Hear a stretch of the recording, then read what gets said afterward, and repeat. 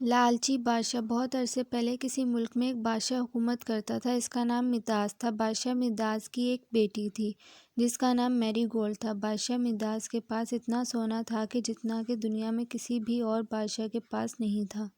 اس کے قلعے کا ایک کمرہ سونے کے سکوں سے بھرا ہوا تھا۔ بادشاہ اب سونے کا اتنا دلدار ہو چکا تھا کہ اسے یہ سونا دنیا کی ہر چیز سے زیادہ عزیز تھا۔ ایک دن جب وہ اپنے سونے سے بھرے کمرے میں بیٹھا سونے کے سکے گن رہا تھا تو اچانک کمرے میں ایک پری نمودار ہوئی۔ پری نے کہا، مداس، اگر میں تمہاری کوئی ایک خواہش پوری کرنے کا وعدہ کروں تو تم کیا مانگو گے؟ بادشاہ نے کہا، میں یہ چاہوں گا کہ میں جس چیز کو بھی ہاتھ لگاؤں وہ سونے میں تبدیل ہو جائے۔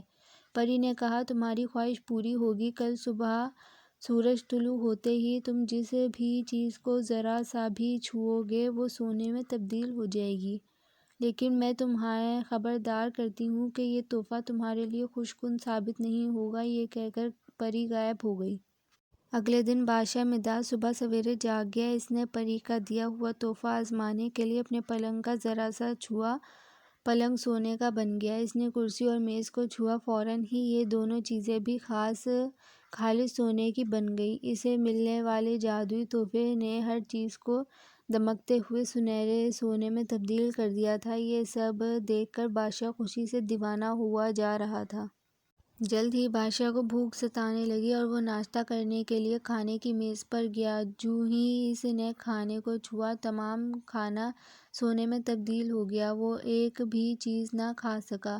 اس کی ننھی بیٹی باغ سے بھاگتی ہوئی اندر داخل ہوئی۔ بادشاہ نے اس کا ماتھا چوما تو ایک دم سے ننھی بچی سونے کے مجسمے میں تبدیل ہو گئی۔ بادشاہ نے روتے ہوئے پری کو پکارا۔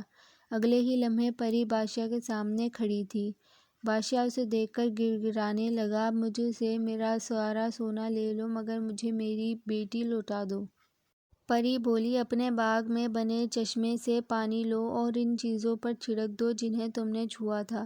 بادشاہ نے برتن میں پانی بھرا اور پہلے اپنی بیٹی پر پانی چھڑکا۔ وہ فوراً ہی پہلے والی میری گولڈ بن گئی تھی۔